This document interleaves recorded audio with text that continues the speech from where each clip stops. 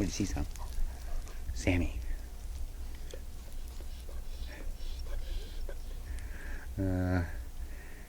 Use your nose. Use your good nose. I know you have a good nose on you. Okay. So we were on a little journey today, Sammy and I. Little Mr. Sam. We're headed east towards the lake, but I come back in here. I'm coming back in here. I'm looking for some medicine. It's a traditional medicine that the Cree people use. It's for, well, it's used for quite a few things, but the majority of the people know it for the smudging, cleansing. We're headed into these, they're very, very old. Oh, they're probably a couple hundred years old. Old beaver dams. There's some of them are empty, some of them still have water, but they're so old that the trees grew.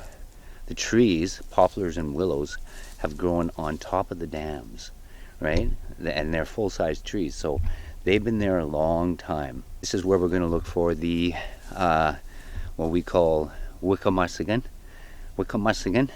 and that's what we're here for. But we're also going to be looking for Sasquatch sign, because we hear them and see them at this in this direction too. They come east. I think they travel along here to get to the lake, right, to the Swan Lake. That's what we're doing today.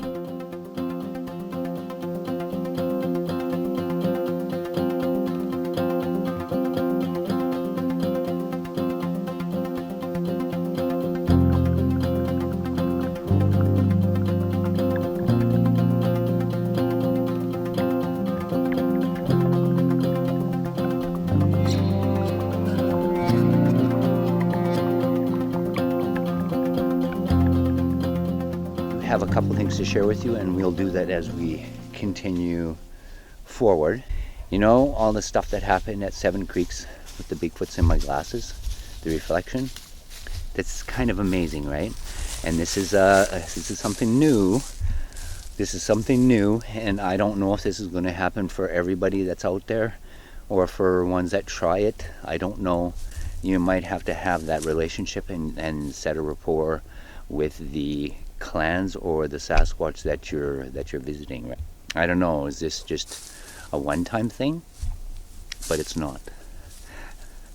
I say this because I'm going to share with you what I've been finding in my glasses. It's made me go on a whole entire different journey, a review process, going over, looking in my glasses on all the places I've been to, where I've went. I think I've gone 2 years back now. I have to admit that I've been really obsessed with it. Because I never really thought. I thought a few times I've captured them. One other time at Seven Creeks, I did capture one. He was south of me, but he was off in the distance, right? And of course, it's questionable because it's quite far off. You can see it in the reflection. But these ones that are coming right here, and it's crazy because you don't see it it's not blocking out the camera, but you could still see it in the reflection. Very interesting, right? Very interesting. So stay tuned. I have quite a few things and strange anomalies I've been finding in my glasses, so I'll share these as we go forward. Not all at once. It takes a little bit to piece just the one incident together, right? Because you got to do the still images, and I got to do a little bit explaining, walk you through it, right? What we're looking for, what you're going to see. One incident is one video pretty much, unless I can squeeze two in there, but we'll see.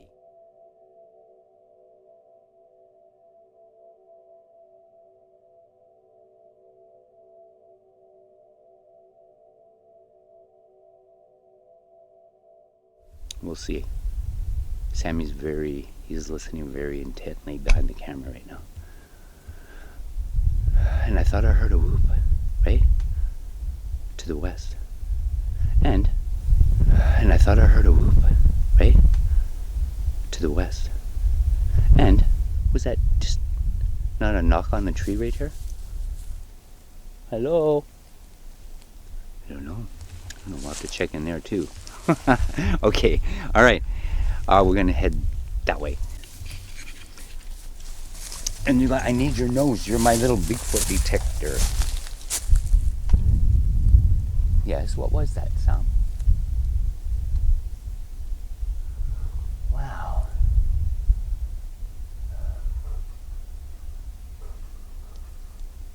It's okay, it's okay. That was like in that tree right where I thought I heard something, right? Okay. We're gonna come up on some open areas like this too. It's all kind of swampy. Swamp. Old beaver dams right there. Some of them are empty and some got water. But we're gonna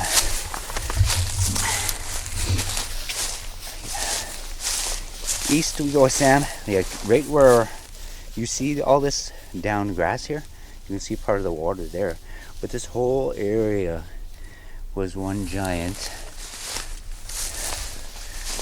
beaver dam. It's all full of water. And seeing this is another one of those things that bug me, that those new farmers to the west of here, for those that have been here for a while, you know about all the, okay, this is either bear or Sasquatch. You see this dark area here? That log has been freshly moved over. And the bears would be out. The bears would be out and about, so we have to keep our head up, Sam. He will smell them before I would. The bears do have a very strong, that scent of something.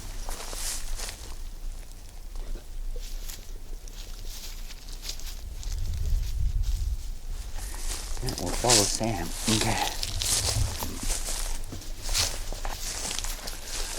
When the bears do come out in the spring out of their dens, they have quite a strong smell of dirty socks and cranberries. Sour smell. Sammy, look at this bed right here. There's a bed here. If you can make that out. There's a bed. You hear something? Now see all of this here. These are all beaver dams. Very old beaver dams. And he's on that bed. You can see that bed there. He found it. Could be a bear, could be a Bigfoot, could be a deer. Or elk. We have elk come through here too. So, what's there, Sammy? I don't see any droppings, so usually where you find a deer or an elk bed, their droppings will usually be near and around the bed. As well, bear will, I've come onto a bear bed, sow and her cubs, and they had, it was a huge bed. At first I was thinking Bigfoot, right? It was probably about 10 feet across and about 8 feet wide. They'll get up while they're napping and sleeping, and they'll crap on the outside all the way around their bed where they've bedded down, the moms and the babies. So that's how I know too. Bears you'll find their bear droppings close to their bed. So, and the elk and the deer, but the Bigfoot, no. Okay, Sam. Well, we'll keep walking here. I'll keep you on me for a little bit. Go around this big willow tree. Okay, I'm right behind you. Another bed. We're on it. We're on the bed right now. Okay. And I do know where there is a bear, an old bear den back in here, and hopefully, I don't know how much they reuse them, but they do quite often, so we have to keep our heads up. See, this is crazy. All of this you see behind me, all this grass laying down, was underwater. until those farmers to the west decided they were going to blow up all these beautiful old beaver dams because they wanted a few extra acres.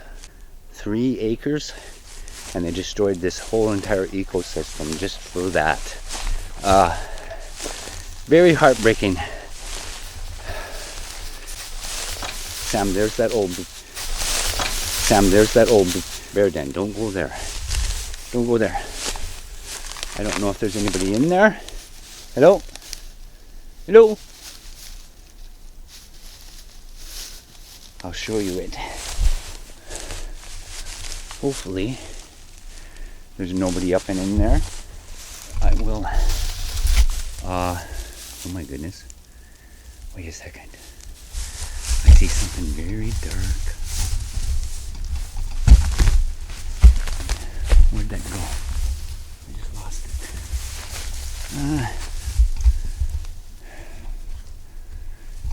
Wait. Hang on a second. And I saw movement over there.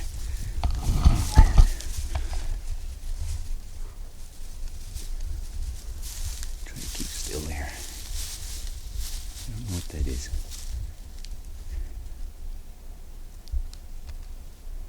Huh. Okay, here's the old bear den. Right.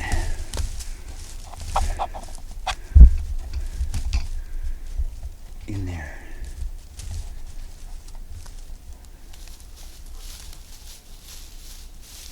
Right in there. Is there anything in there?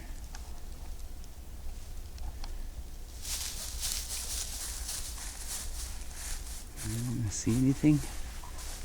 Any eyes?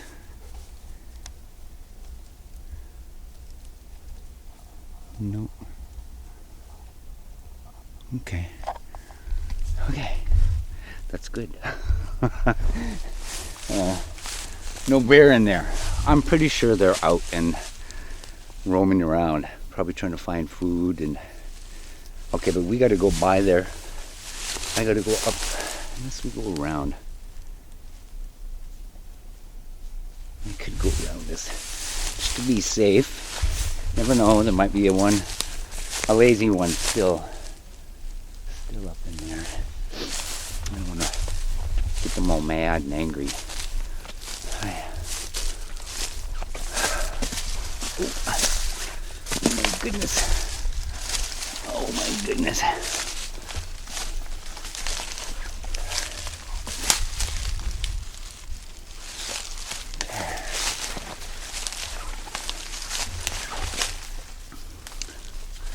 Come on, Sam.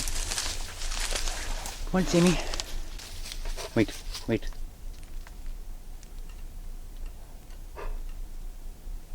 I thought I heard something. Okay. Oh, we're making it.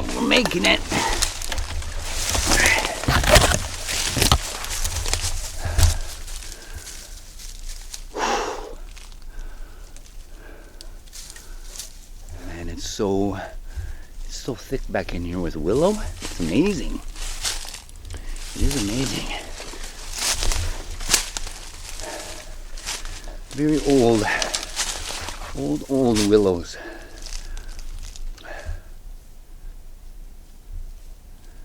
And it's kind of where we need to be, right? Oh, okay. And once I find what I'm looking for, I need to do a little bit of a ceremony and leave some tobacco. We always leave tobacco. We take something, you leave something, right? And that's the way it is. Take something, leave something.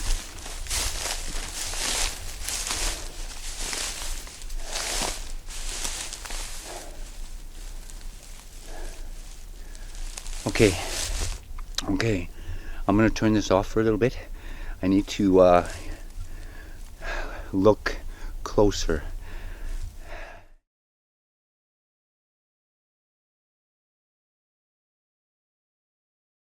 How you doing? Oh, are you tired? Are you tired?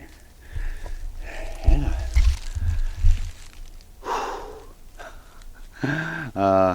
Not having any luck yet.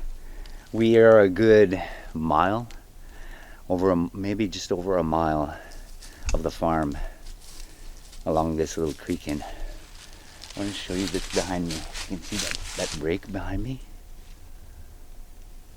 I'll go walk over there so you can see how big it is.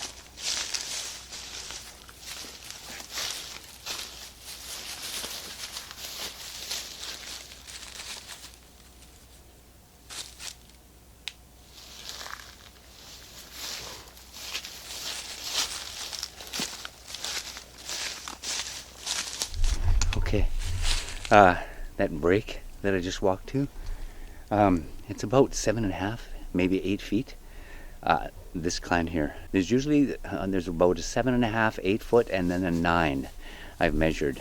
But the ones that are right here, they're all about the same height. This one as this one here. Anyway, we've come on to about 4 of them now, all in a row here.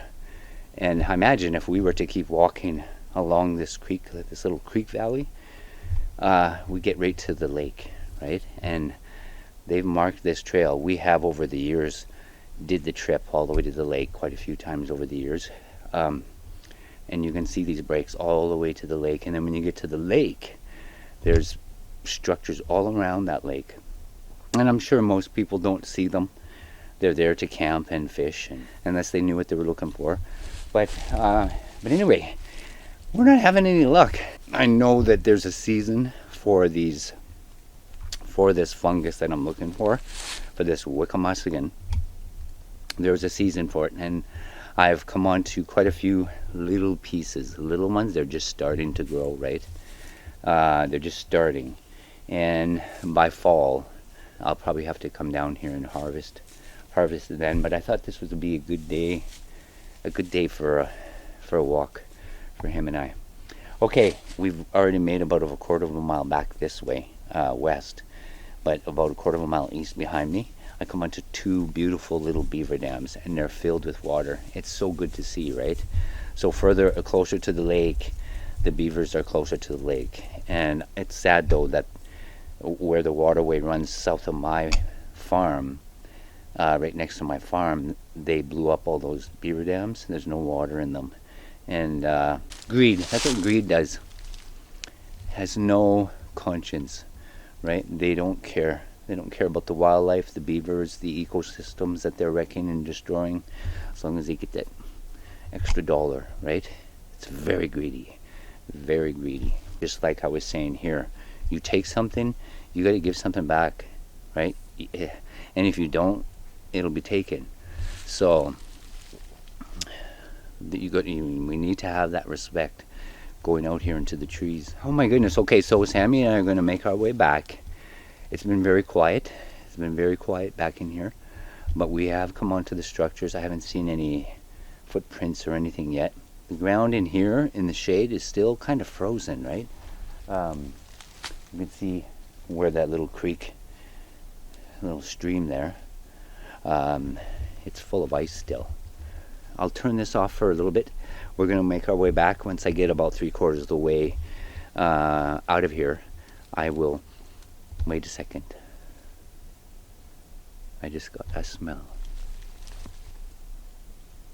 Hello?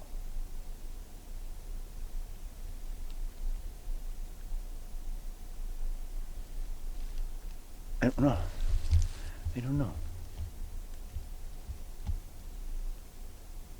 Okay. Maybe I won't turn the camera off yet. Oh! And right where we are, the forest isn't very wide here. Like if you look that way, up behind me there's a field. And then if you look to the south of me, there's another field back there. And this strip of forest here is only, I'd say in areas a quarter of a mile wide in the widest area. See those farmers, they've come squeezed right up to these creeks over here on this side. They don't want to leave any trees, right? So, but there's enough forest here for the Sasquatch and deer, because we come onto elk and deer trails, droppings. All the wildlife they stay in these trees and they can travel along this and go all the way to the lake, right? Or all the way west towards my farm, and they can make it to another larger body of water that way. But yeah, it's not very wide in here, but so thick, and come summertime you can't see in here, right? Anything could walk its. Oh my goodness, I gotta show you something.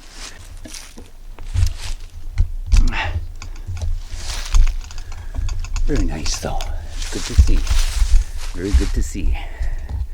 You see it yet?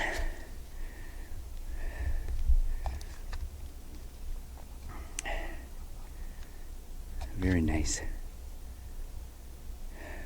Perfect. It's a very pretty one.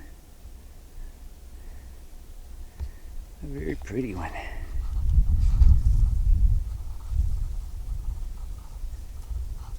See, they mark their territory. Okay, so 4 breaks and one beautiful X. X marks the spot. A lot of people wonder why they make them, and it's their territory. They're marking where they are. Their territory markings, and some of them have very unique, specific markings. I've mentioned this before in previous videos, like the River Clan. They do things in 2s. I've seen quite a few. You'll see an arch, you'll find another one right beside it, or you'll find a break. Keep looking, because right beside it or behind it, you'll see a second one. And same with the X's. They'll double up on the X. And one of my subscribers, good thinking, and I hadn't even thought of it, but they do the X, and then there's a horizontal one right at the cross, and it's running horizontal, and he said maybe that resembles the water, right? And I hadn't thought about it, but it wouldn't make sense, because I've come onto many of those now, and now I'm really, of course, now I'm paying attention, and when I come onto them, sure enough, they'll have that horizontal piece in their X structures at the river. I don't see them here. Okay, all right, we're going to make our way back, but I'm not finding what I needed to find. There's a few little ones, little pieces, and they're just starting, right? They're just starting, so I'll come back in the fall. There may be some down at Seven Creeks. I know where there's a patch there. I've actually harvested some from Seven Creeks before. Okay. Okay, I won't turn you off yet. Oh.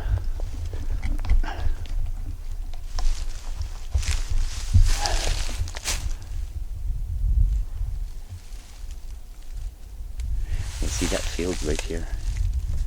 Very large field.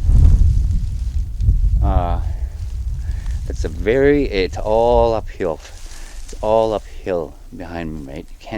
It's hard to tell with the camera, but it goes way uphill.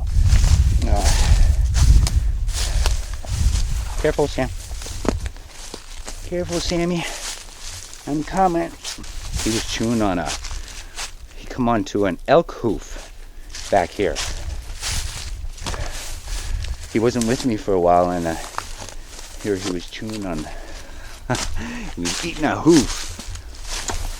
Good for your teeth, though. What do you smell there? Beaver, maybe? Oh, I'm squealing.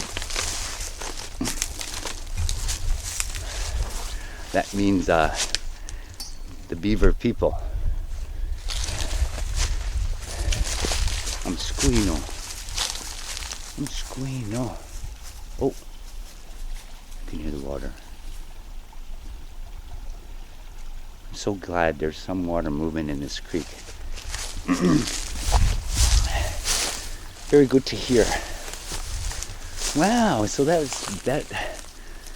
Very good. Very good.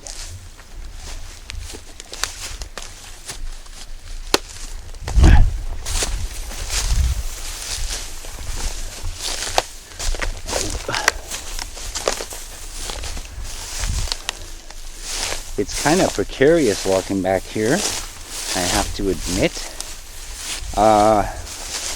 With all the beaver, like this, all this grass you see around me here, this was water. This was water.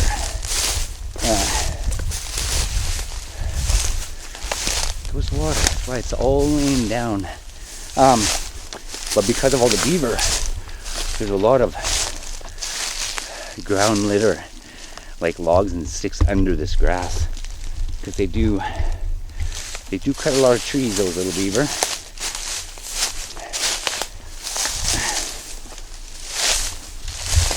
They do.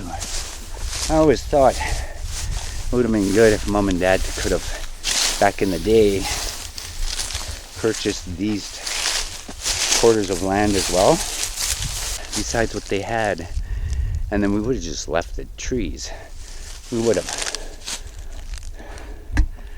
because even taxes on a bush quarter, they're not that much, right? It's not that much. And then, you know, if you up here, if you own more than 50 acres, you're classified as a farm, right? And it comes along, there's a lot of extras that come along with that.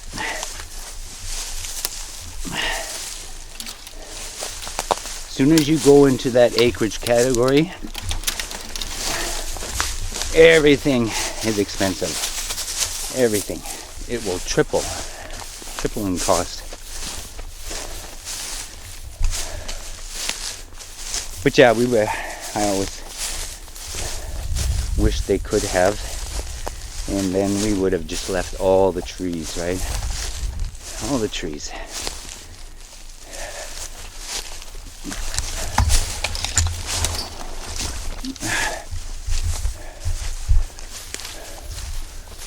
See, let's take a little break. A little break.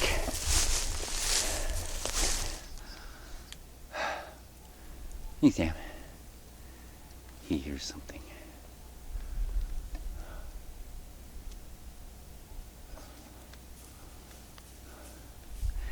He's very good in the bush. His nose doesn't miss much. And he's my little Bigfoot detector. He really is. And as soon as they are close or near, and he gets the smell of them or the scent of them, he's either very whiny and sticks to me very close, or he's gone home. He leaves and he just stays out of it. As I mentioned earlier, there was a couple things that I wanted to catch you up on. And again, I'm very excited about what took place down at Seven Creeks with the Bigfoot showing up in my glasses. And that it's taken me on a whole different review process, review process, right? Going back over all my past footage where I've had my sunglasses on. For those that wonder why I wear them, it's because they do not, the Bigfoot do not like eye contact. They do not. We've learned over the years that they do not like it. And so I've used these to hide my eyes. And that may be, too, another reason why they're coming right in front of me. We don't see them. I don't see them with my eyes. My camera lens isn't picking it up, but there's something to do with the reflection in my glasses. And it's a pretty amazing discovery. I don't know anybody else who's stumbled onto that or who's figured it out or have experienced what I'm experiencing. And I believe you have to have a rapport with them. You have to actually be connecting to a group or one or two of them for any of this stuff to happen, right? I did have people saying, okay, they were going to get glasses, they were going to go out there. There's no guarantee that the Bigfoot are going to come to you, right? I think it really depends on your intent. It really depends on if you've connected and have some form of relationship with them. And we have to go in there. This is years of baby steps to get myself and them where we are in our relationship. It's been years. And even with the clan that's next to the farm, it's been a lifetime. And they still stay out of sight. They still don't come close. But they make very many trips into the yard and onto the property. We hear them, we smell them, we get glimpses of them sometimes in the trees, and they leave gift. They gift us, and I gift them, right? And this is the relationship. Things I've experienced a few things when they've been very, very physically close to me, like right next to me.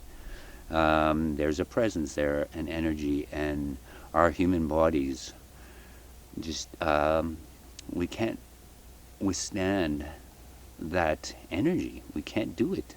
A lot of these stories where there's these physical contact with the Sasquatch, like physical, like touching, unless they're able to turn that energy off, that aura, that vibration, that energy that's around them off. And I don't know if that's possible because it's with them. That's what's allowing them to do the things they do. These amazing, to us they're miraculous, they're magical. But for them, it's their species, right? It's their nature. When I hear a lot of these stories, I tend to dismiss them because I've experienced that closeness only a few times and I almost collapsed. Back up, please, back up. Because I was going out. Things were going black. It was like everything was going black. The amazing thing was, he backed off. And then from him came the most beautiful feeling of love and peace. It just come over me. It was like somebody poured oil over me from the top of my head to my feet. So they can do these kind of things. And I'm not sure, like a lot of times people talk about, unless, like I say, unless they're able to turn it off, that energy, that power, energy that's around them, that surrounds them. And I believe that's one of the reasons why they don't come close to us, because they can't. They would harm us, they would hurt us. And it's too much for our three-dimensional bodies here to withstand. We can't do it. We can't do it. And I believe that's one of the reasons why they stay a distance. They keep their distance, and they are very reluctant to come too close, right? Too close. But for me, that answers a lot of, you hear a lot of people have stories. There's good storytellers out there, right? And they make up a lot of stuff.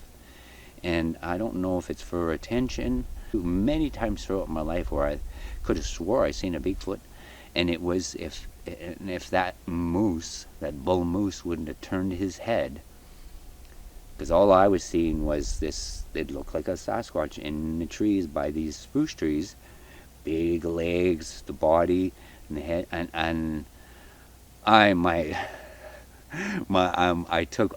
couldn't even breathe because I was thinking, oh my gosh, there's a Sasquatch right there. And we were hunting. We didn't get it. We were just out there calling moose. We weren't actually out there to shoot anything. But when he came into those trees, he was walking straight at us, and it looked so much like a biped, right?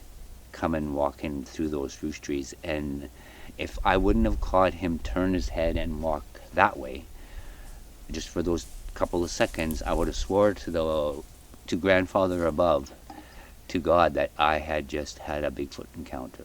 There's many of those where it's mistaken identities, and it's things that people thought. And if you're the least bit unsure, you have to take that into consideration, right? It may not have been a Bigfoot encounter. I sometimes think the math is wrong with all the sightings and the experiences, and of course the storytellers, the ones who are making up stuff. There's a whole lot of those. There's so much of that you have to, like, the math isn't correct. I would say that the percentage of Bigfoot sightings, you can cut it in half. And experiences too, you could take a quarter of that out. The math isn't right. And I only say that because I know how many times I've been wrong about these things.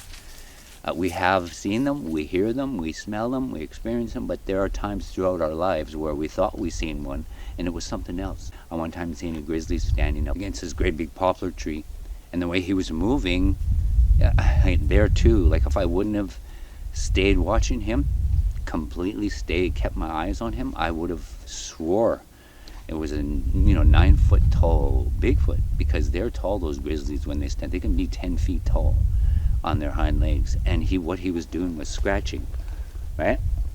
And from where I was standing, it looked like a Bigfoot doing this back behind the trees and peeking at me from behind a tree until that grizzly dropped on all fours and then kind of come waddling out, right?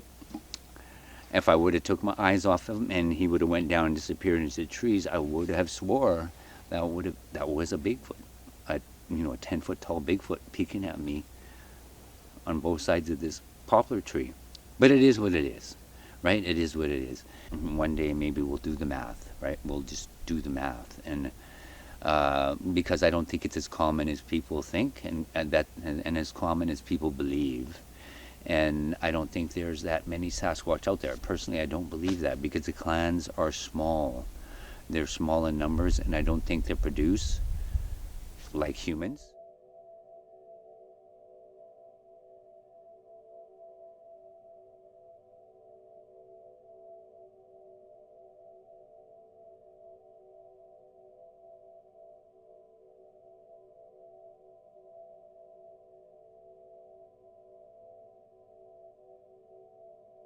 I think there's years between the times that they give birth, because I think maybe they wait quite a few years. Maybe they have, I think maybe they wait quite a few years. Maybe they have, some of the larger animals, bears, grizzlies, they don't breed every year. Black bears, 2 years. Usually 2 to 3 to 4 years with the grizzlies and 2 to 3 with the black bears. It's not every year. We just don't know enough, right? We don't know enough about it. But if they were breeding like humans, I mean, there would be as many as humans, and that's not the case, right? That's not the case. So any Tom, Dick, or Harry saying they had an encounter and chalking it at, okay, well, there's another one in Alberta, there's another one in northern Alberta, there's another one down in Oregon, just because somebody said so, right? That doesn't necessarily make it true. It is what it is, right? I'm just telling you, I mean, a lot of people don't want to hear these kind of things. They don't want to hear the truth, but you have to keep it real, right? You got to keep things real. That's what I've done from the very beginning when I started this channel. I try to be as transparent as I can and keep things real, keep it honest, and just keep going forward. And, either I always went with the idea, okay, well, they're going to like it or they're not going to like it, but I'm not going to lie. I'm not going to make up stuff. I'm not going to create fictitious things or events. I'm just going to share what the Sasquatch are sharing with me, and that's what we've done to this point, right? So it's all good. It's all good. Okay, second to Sammy. I just wanted to do a little update on Sammy. He had eye surgery. He had some eye surgery. He had I guess I'm so glad we have a couple of vets up here that do house calls, because I cannot. I've tried over the years to get Sammy in a vehicle or in an SUV. He refuses. He freaks out. He's a rescue dog. He come from an abusive situation and came here, and he's been here with me for almost 9 years. He will not get in a vehicle. He won't go near one. But thank goodness there's a couple of vets that do house calls, and the vet come out, and she actually, what was going on his right eye, he had a growth, and it was forming at the edge and under his top eyelid, probably about the size of my thumbnail. And it was really bothering me, irritating him, and his eye was running, and the vet, when we took pictures of it and sent it to her, she knew exactly what it was. They were able to come out, and they did surgery right here at the farm. She sedated him, and it only took her 10 minutes, not even 10 minutes, to remove it. She said it was a sebaceous gland or oil glands or something that happens with the dogs, and they get it on their eyelids, and she said it just drains, and it's an irritant, right? It irritates them, and it was all good. And you would never guess that was over a week ago. You would never guess he even had surgery. You can't even tell that was there. She was pretty amazing, that veterinarian. I was so impressed. I've done quite a few minor surgeries on my livestock. You just You have to, right? You have to when you're taking care of animals. And so I'm right there. I was right there with her as she was doing surgery on Sam, and she did really good. She was very good at it. We're good to go. That's why we're out and about. We're out and about. As you can see, all the snow is gone. It's warmed up, and it's supposed to get even warmer here this following week. And I'm going to be doing road trips here, so stay tuned. Like today, I just wore my hoodie and this like spring jacket, and I'm kind of warm. And we're in the shade, so that says a lot, right? That says a lot. Coming to you from east of the farm. If I would have kept walking, we would have walked right to the lake, but we won't do that. That's for another day. That would take me another mile, and we would have got to the lake. But I haven't found what I'm looking for, and again, it's kind of out of season. I thought maybe I would be able to find some anyway, but it looks like I'm gonna have to wait till the fall. All right, my friends, I will sign off there, and I will see you in the trees. Everybody take care. Bye for now. Sam. Good boy, good boy. Good boy. You sure are handsome. He's smelling.